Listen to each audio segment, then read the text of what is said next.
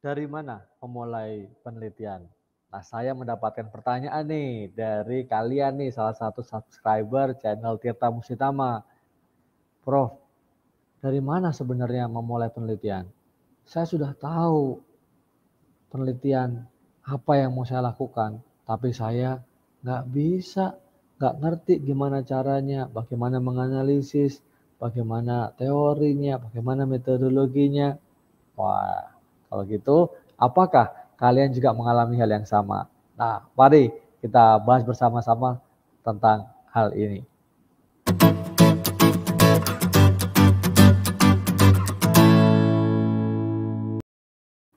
Selamat datang di channel Tirta Musitama bersama saya, Profesor Tirta Musitama. Di channel ini kalian akan mendapatkan tips ya sukses belajar di perguruan tinggi.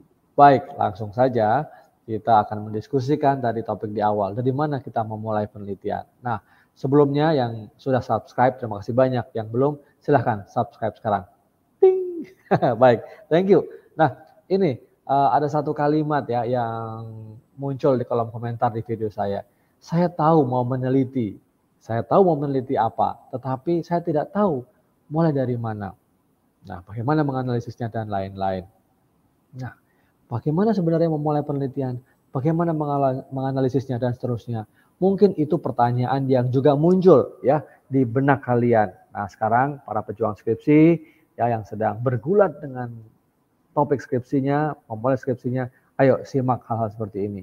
Nah, saya menduga nih ya, kesulitan itu karena mungkin yang utama adalah kalian belum tahu persis apa sebenarnya permasalahan penelitian kalian. Kalian tadi sudah tahu mungkin temanya ya, bagus sudah tahu temanya. Mau meneliti apa? Keren itu ya, udah berhasil menemukan. Nah, sekarang saya akan menyampaikan ya 5 tahapan, 5 tips agar kalian bisa memulai penelitiannya dengan benar, dengan yakin gitu ya. Nah, apa itu? Yang pertama adalah tentu kalian harus menentukan apa itu topik, apa itu tema penelitian. Kalau tadi sudah tahu apa topik atau tema penelitiannya, sudah bagus benar ya, itu berarti kamu sudah tahu maunya apa.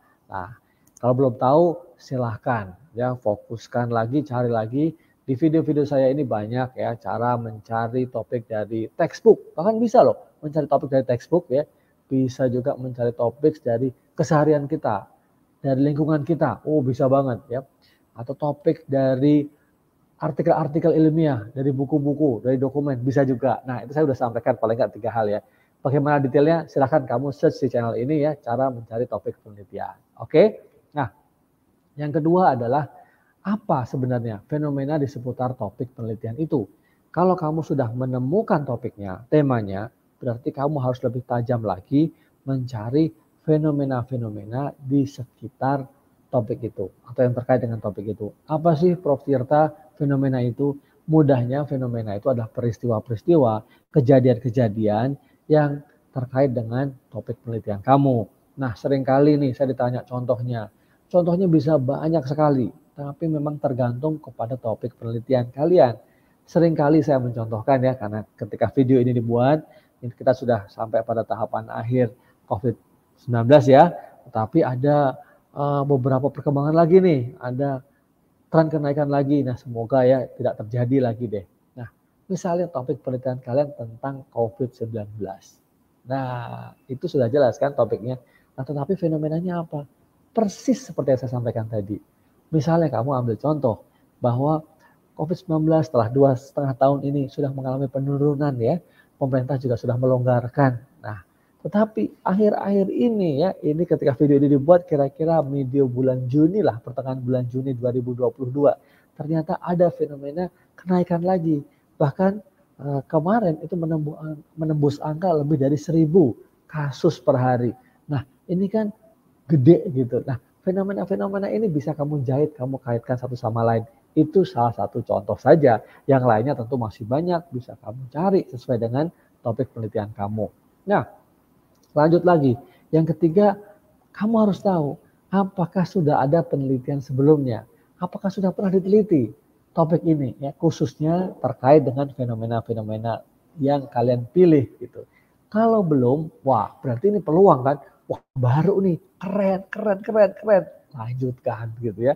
Kamu bisa memilih ini karena ada novelty-nya. Tetapi kalaupun tidak baru, tidak masalah. Artinya kamu harus cari apa sebenarnya temuan-temuan yang sudah diperoleh dari penelitian sebelumnya. Itu tetap harus kamu tahu ya. Karena penelitian kamu tidak mungkin ada di dalam ruang hampa, ya kan? Penelitian kamu tuh bukan jatuh dari langit, gitu ya. Tetapi penelitian kamu itu ada di dalam satu kumpulan literatur ya, Khazanah ilmu pengetahuan. Nah, di sini nanti kamu bisa menemukan tuh ada state of the art-nya. Apa sih yang baru dari penelitian kamu ini dibandingkan dengan penelitian-penelitian sebelumnya. Oke? Paham, paham, paham? Nah, kalau belum mungkin agak dipikirkan dulu. Ya, gitu ya. Jadi agak direnung-renungkan dulu. Baik, oke. Sekarang apa yang keempat, Prof? Lanjutkan. Yang keempat adalah setelah kamu baca literaturnya, kamu tahu fenomenanya, kamu bisa mencari apa sebenarnya permasalahan penelitian kamu. Ya. Permasalahan penelitian kamu harus berbeda dengan permasalahan penelitian sebelumnya.